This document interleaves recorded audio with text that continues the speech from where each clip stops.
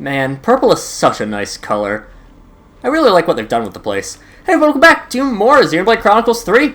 I'm SlayerMathis, and last time, we finally entered Origin, the beginning of everything. And this time, we continue our way through in search of the Kavesi Queen, and of a way to stop Moebius. I've mentioned it before a little bit, but I love Origin I love Origin as a design, I love the music of it. There's a lot of really confusing shit with it, but still. And it's kind of a shame that Origin is really good, because I still adhere to the fact that the end game of Xenoblade 3 is pretty weak. Time for a little rest. Again, Zed is not a good final boss. I think Zed is a fantastic character, but he's not a big bad. Like, he's someone who should be he's the dragon. He's someone who should be, like, that second main antagonist, secondary guy. But he ends up just... I don't know, doesn't quite do enough, I don't think, to really... I don't know. He doesn't make enough sense, and he doesn't have as much impact to be the final antagonist, it feels like. And I know I really shouldn't be complaining about things in the very final dungeon. You know, we're nearly at the end of the game and whatnot, but I'm not going to lie about this. I always will hold to the fact that up to the beginning of Chapter 6, specifically once you... I have my issues with the beginning of Chapter 6, but even then, I'll still include the beginning of Chapter 6 as fantastic storytelling. But after that, Xenoblade 3's story is kinda weak when it gets to everything, when it gets to the end game. And some of that is also with the fact that the enemies the enemies within Origin being so weird and nebulous and not really explained too well either, it doesn't help things. But, alas, such is how it goes. It's still fun from a gameplay perspective, although I will admit, I'm not really as familiar with Origin as I am with plenty of other dungeons, just because I rushed through Origin initially, because I was, on one hand, partly I was curious as to what was happening in the story, and also I was just kind of partly disappointed in hoping for something interesting. But Origin it's fun from a gameplay perspective, and like, it looks amazing, sounds amazing. Oh well. Well, of course it was the rare one that fell off.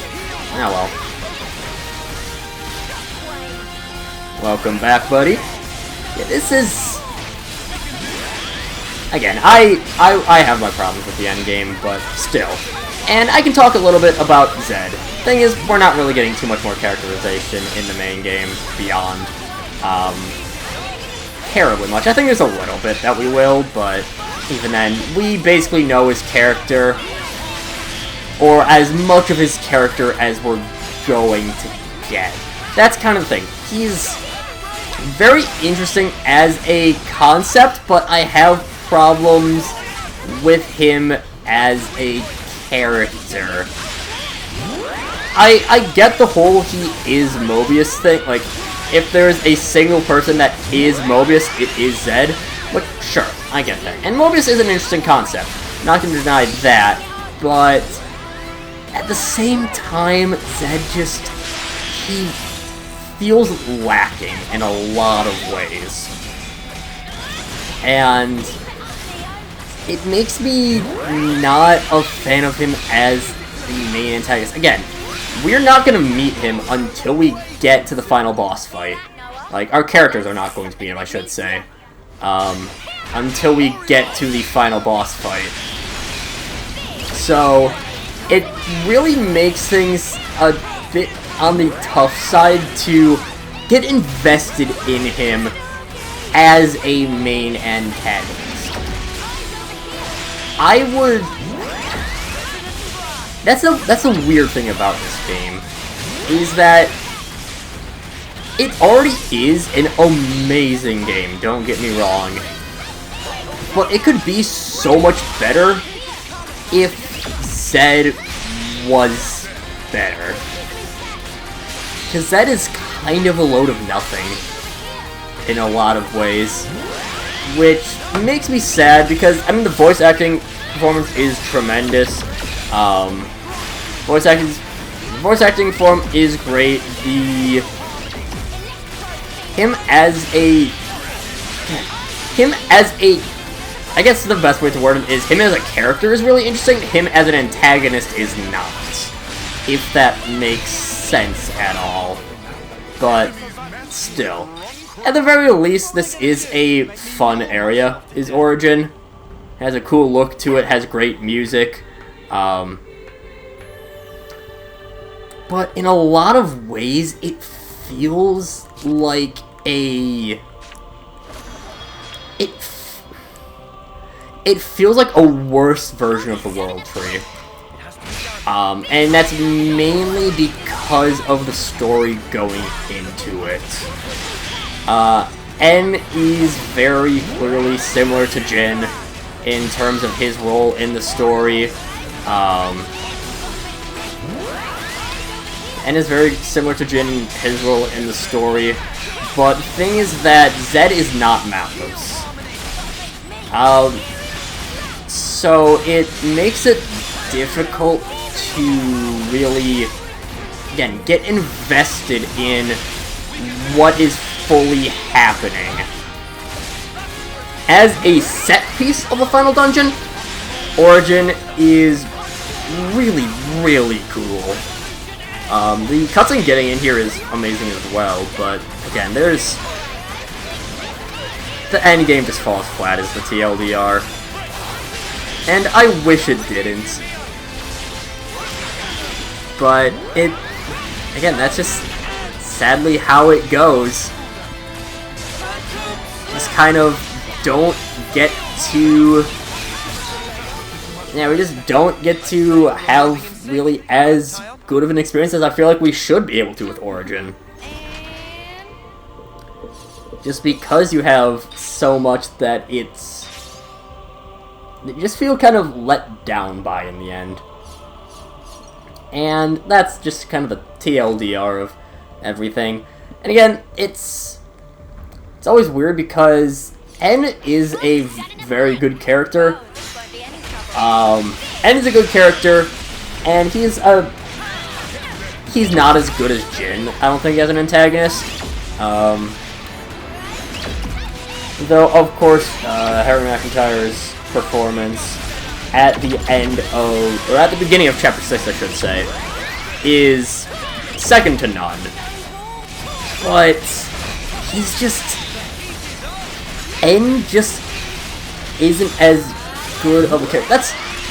the world of Xenoblade 3 is fantastic. Moebius, as an idea, as a whole, is fantastic. But the individual characters don't feel as good of villains. This is, like, Moebius as a whole is better than Torna, for example. Is better than Zanza and his cronies. But I feel like there's no individual character within Moebius that makes you care. Like, it makes you care as a villain, I should say. Because again, I think that as a character especially, Zed is really fascinating. How you have the the endless now, how you have this concept of you don't want things to change because, well, to put it very, very generically, change is spooky, man. So, having someone who is devoted to, and I mean Moebius as a whole, devoted to making sure that the world doesn't change, that things stay as they are, the status quo, is really interesting. Someone who controls the world wants things to keep it the same way. On paper, fantastic idea. I just wish Zed was implemented more in the story. I don't know how he would be. So, like, it's easier said than done, of course, to have you go out there and just say, oh, it'd be great if you could have Zed implemented in the story more, but how exactly do you do that without messing up the story? Because, again, through Chapter 5, the story is amazing. And even through the beginning of Chapter 6, the story is amazing. But it's just getting that final little push at the end is something that I wish you could really do, but alas, sometimes it doesn't go that way, and I'm glad that this isn't the perfect game.